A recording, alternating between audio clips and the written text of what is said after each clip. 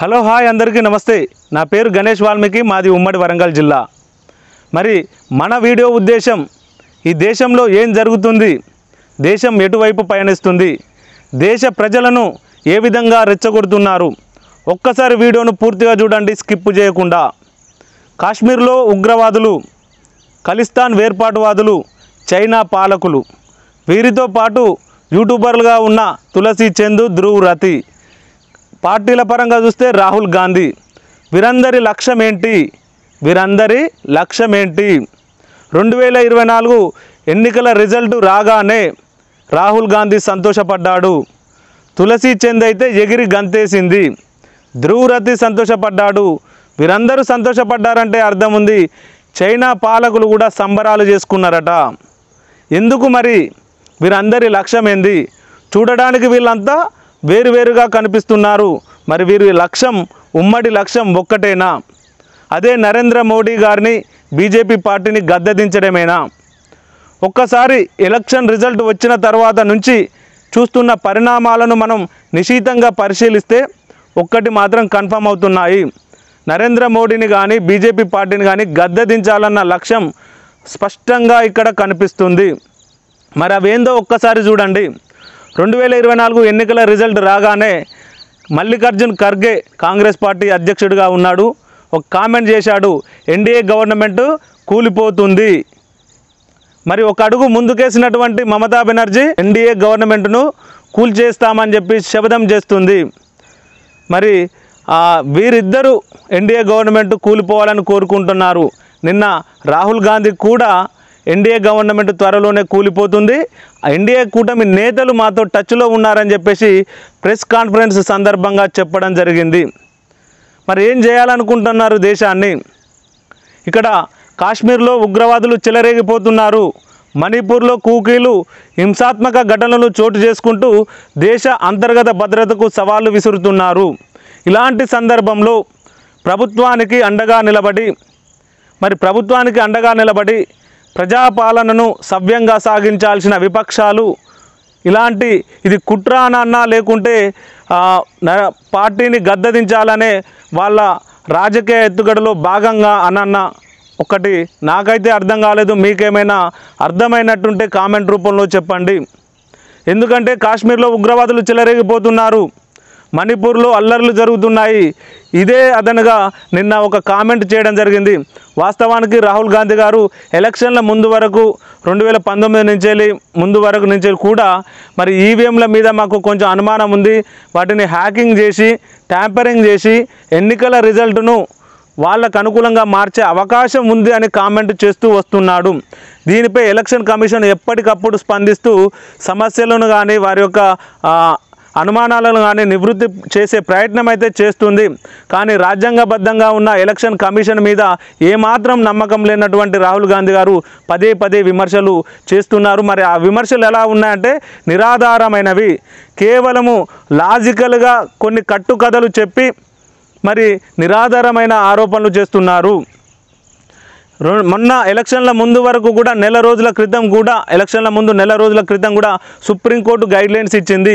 వీవీప్యాట్లను అన్నీ లెక్కించే అవసరం లేదని, ఎన్నికల కమిషన్ మీద నమ్మకం కలిగి ఉండాలని, అదేవిధంగా ఎక్కడైనా అభ్యర్థి అనుమానం రేకించినప్పుడు ఓడిపోయిన అభ్యర్థి అక్కడ ఉన్నటువంటి వీవీప్యాట్లను లెక్కిస్తూ అతనికి నమ్మకం కలిగించాలని చెప్పేసి ఆ ఓడిపోయిన అభ్యర్థి రిజల్ట్ వచ్చిన తర్వాత వారం రోజుల్లో తన వెరిఫికేషన్ కోసం అప్లికేషన్ పెట్టుకోవాలని చెప్పేసి కూడా గైడ్లైన్స్ ఇవ్వడం జరిగింది. మరి అవన్నీ చేయకుండా కేవలం నిరాధారమైన ఆరోపణలు చేస్తున్నారు. దీనికి తోడు ఇవన్నీ చెప్పడానికి ప్రధాన కారణం ఎలన్ మాస్క్. మరి టెస్లా అధినేత ఎలన్ మాస్క్ ట్విట్టర్ను కొనుగోలు చేసిన వ్యక్తి, అతడు నిన్న ఒక కామెంట్ చేయడం జరిగింది. అమెరికాలో ఒక దగ్గర ప్రైమరీ ఎన్నికలు జరిగితే అక్కడ అవకతవకలు జరిగాయని, అక్కడ ఈవీఎంలు హ్యాక్కు గురయ్యే అవకాశం ఉంటుందని చెప్పేసి అతడు ఒక ప్రకటన చేయడం జరిగింది.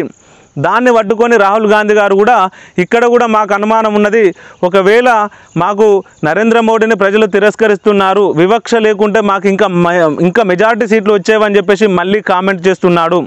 మరి ఇక్కడ ఈ విషయాన్ని చెప్పే ముందు మీకు ఒక విషయం చెప్తా మాస్క్ గురించి. ఎలన్ మాస్క్ అనేవాడు ఒక వ్యాపారి, అతనికి అంతర్జాతీయ రాకెట్ ప్రయోగ కేంద్రం ఉంది, అంతర్జాతీయ రాకెట్కు సంబంధించినటువంటి ఒక సంస్థ ఉంది. దాని ద్వారా వేల కోట్లు డబ్బున్నటువంటి వ్యక్తులను అంతరిక్ష యానం తీసుకెళ్ళి అతడు డబ్బులు సంపాదిస్తూ ఉంటాడు. అతడు ట్విట్టర్ను కొనుగోలు చేయడం జరిగింది. అతడు ఒక వ్యాపారి, ప్రపంచ ధనవంతుల్లో అతడు ఒకడుగా నిలిచాడు. మరొక వ్యాపారం చేసేవాడు ఏ విధంగా మాట్లాడతాడు? తను మాట్లాడే మాటల వల్ల తన వ్యాపారానికి ఉపయోగపడాలి అని చెప్పి మాట్లాడతాడు. అలాంటి ఒక వ్యాపారవేత్త చేసిన మాటలను పట్టించుకొని మళ్ళీ ఇక్కడ రగడ సృష్టిస్తున్నారు. వాస్తవానికి ఇప్పుడు ఈవీఎంల పని అవసరం లేదు, కానీ ఇప్పుడు ఎన్డీఏ గవర్నమెంట్ను కూలదోయాలనే వాళ్ళ సంకల్పానికి ప్రతి దాన్ని కూడా ఒక అస్త్రంగా మలుచుకుంటున్నారు. దాంట్లో భాగంగానే ఈ ఈవీఎంలు మళ్ళీ తెరపైకి తెస్తున్నారు. కానీ ఒక్కటి మీకు చెప్తున్నా, దీనికి ఈ విషయం చెప్పే ముందు మనం ఏపీలో కూడా చూసుకుందాం. మరి 151 సీట్ల స్థానాలను గెలుచుకొని వైఎస్ఆర్ కాంగ్రెస్ పార్టీ 2019లో అక్కడ ప్రభుత్వాన్ని ఏర్పాటు చేసింది. అప్పుడు చంద్రబాబు నాయుడుకు 23 స్థానాలు మాత్రమే వచ్చాయి. మరి 105 స్థానాల నుంచి 23 స్థానాలకు పడిపోయిన టీడీపీ గవర్నమెంటు, టీడీపీ పార్టీ నాయకుడిగా చంద్రబాబు నాయుడు ఒక ఎలిగేషన్ చేశాడు. ఈవీఎంలను ట్యాంపరింగ్ చేసి, హ్యాకింగ్ చేసి వైఎస్ఆర్ జగన్ పార్టీ గెలిచిందని చెప్పేసి వాటి మీద తారుమారు చేశారనే ఒక ఆరోపణలు అయితే చేయడం జరిగింది. ఎందుకు? అక్కడ చంద్రబాబు నాయుడు ఓడిపోయాడు కాబట్టి. మరి ఇవాళ వైఎస్ జగన్మోహన్ రెడ్డి గారు కేవలం 11 స్థానాలకు చిత్తుగా ఓడిపోవడం జరిగింది. మళ్ళీ అదే వైఎస్ జగన్మోహన్ రెడ్డి గారు ఎలాన్ మాస్కు సంబంధించినటువంటి కామెంట్ను దృష్టిలో పెట్టుకొని ట్విట్టర్లో ఒక కామెంట్ చేయడం జరిగింది. న్యాయం జరగడం కాదు, జరిగిందని నమ్మేలా ఉండాలి అని. ఈవీఎంలు చాలా దేశాలు, అభివృద్ధి చెందిన దేశాలు ఈవీఎంలు వాడతలేవు కాబట్టి మన దగ్గర కూడా ఆ విషయాన్ని ఆలోచించాలని చెప్పడం జరిగింది. మరి 151 స్థానాలు గెలిచినప్పుడు చంద్రబాబు నాయుడు ఓడిపోయి ఇదే ఆరోపణ చేస్తే, ఈరోజు వైఎస్ జగన్మోహన్ రెడ్డి గారు కూడా ఓడిపోయిన తర్వాత ఈవీఎంల మీద అదే ఆరోపణలు చేస్తున్నాడు. ప్రజలారా ఒక్కటే గుర్తించండి, ఓడిపోయిన వాళ్ళు మాత్రమే నిరాధారమైన ఆరోపణలు చేస్తున్నారు ఈవీఎంల మీద. ఈవీఎంల మీద చేస్తున్నారా, వీళ్ళు దేశ ప్రజల మీద చేస్తున్నారా? రాహుల్ గాంధీ గారికి ఒక్కటే సూటి ప్రశ్న.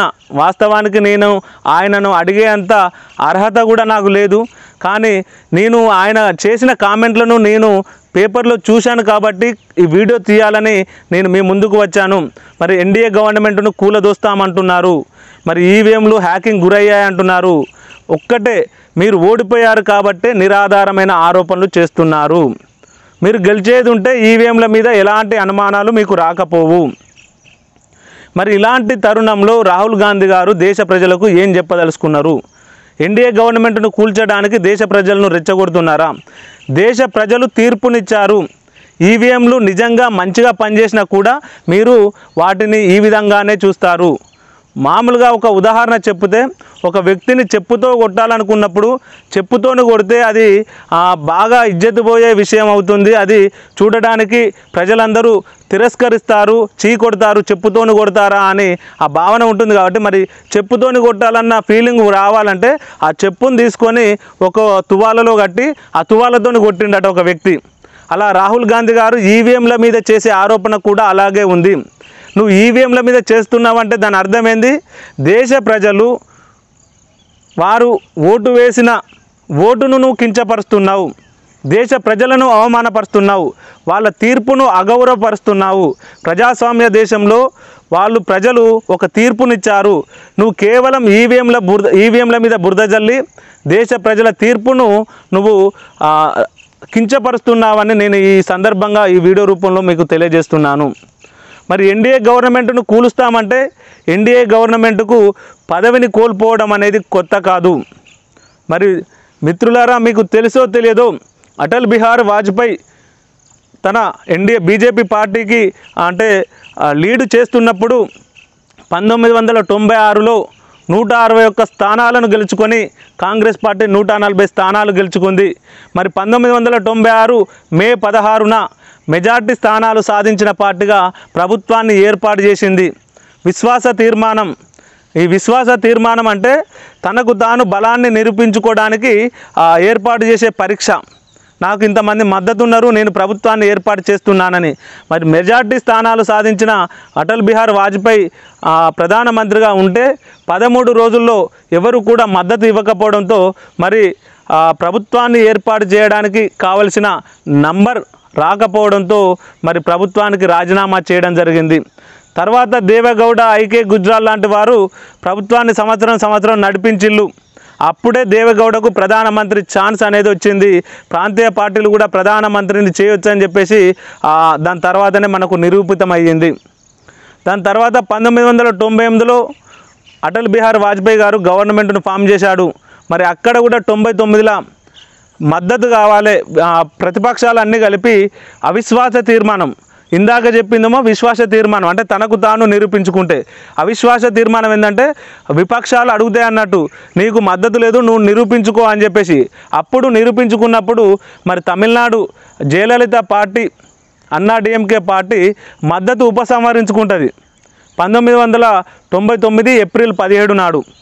మద్దతు ఉపసంహరించుకుంటే 270 సీట్లు అటల్ బిహారీ వాజ్పేయి కావాలి ఆయన ప్రధానమంత్రిగా మళ్ళీ కొనసాగాలంటే.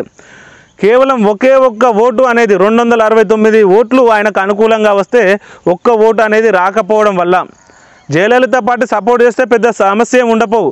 కానీ జయలలిత పార్టీ అప్పటి వరకు ఎన్డీఏ కూటమితో జతగట్టిన ఆమె వాపస్ అనేది రద్దు చేసుకోవడం వల్ల ఒక్క ఓటు తేడాతో అటల్ బిహారీ వాజ్పేయి ప్రధానమంత్రి పదవికి రాజీనామా చేయడం జరిగింది.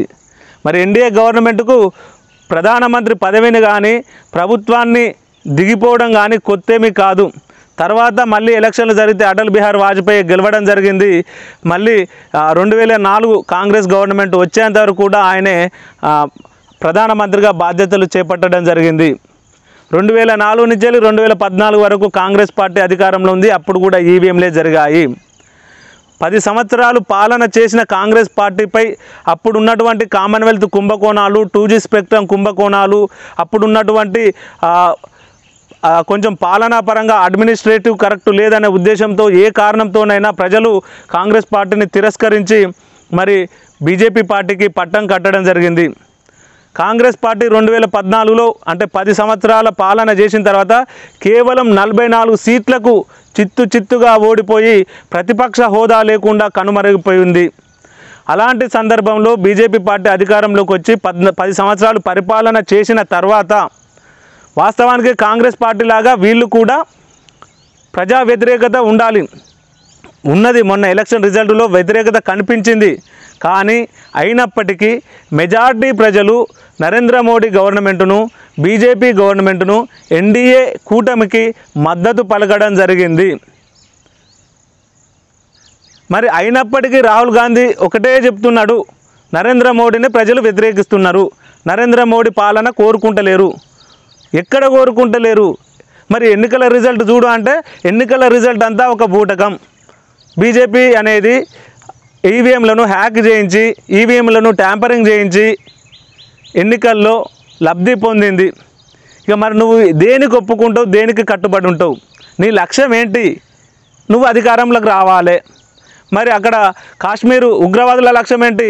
వాళ్ళు కాశ్మీర్ను తీసుకోవాలి. ఖలిస్తాన్ వాళ్ళు పంజాబ్లో ప్రాంతాన్ని తీసుకొని ప్రత్యేక ఖలిస్తాన్ ప్రాంతాన్ని ఏర్పాటు చేయాలి. చైనాకు ఈశాన్య రాష్ట్రాల్లో భూభాగాలు కావాలి. మణిపూర్లో కూకీలకు వాళ్ళకు సొంతంగా వాళ్ళు పరిపాలన చేసుకోవాలి. మరి ఇవన్నీ అంతర్గత సమస్యలు ఉన్నప్పుడు కేవలం నీ అధికార దాహానికి, ఇక్కడ ప్రభుత్వాన్ని కూల్చడానికి నువ్వు చేసే కుట్రల వల్ల రేపు అంతర్గతంగా భద్రతా విషయంలో దేశం ఎదుర్కొనే సంఘటనల వల్ల ఎంతమంది ప్రాణాలు కోల్పోతారో, ఎంతమంది జీవితాలు బలైతాయో ఎలాంటి ఆలోచనలు చేయకుండా కేవలం నీ స్వార్థం కోసం ఇలాంటి నిరాధారమైన ఆరోపణలు చేస్తూ ప్రజలను రెచ్చగొడుతూ ప్రజల్లో ఒక విద్వేషాన్ని సృష్టిస్తూ దేశ అంతర్గత భద్రతకు కారణం కాకుండా ఉండాలని, ఇది బీజేపీని విమర్శిస్తే తప్పు లేదు, ఎన్డీఏ గవర్నమెంట్ను విమర్శిస్తే తప్పు లేదు, కానీ పదే విమర్శిస్తూ ప్రజలను విద్వేషంగా పూర్తంగా రెచ్చగొట్టేలా చేస్తే ఇది నిజంగా దేశద్రోహం కిందికే వస్తుంది. ప్రజా తీర్పును గౌరవించాలి, ప్రజాపాలనలో భాగం కండి, ప్రజల మనసును గెలుచుకోండి. రాబోయే ఎన్నికల్లో ఏమైనా ప్రజలు కనుకరిస్తే అధికారాన్ని అనుభవించండి. అంతేకాని ఇలా దేశాన్ని రాష్ట్రాలలో అధికార మార్పులు చేర్పులు అంటే పెద్దగా సమస్య ఉండదు.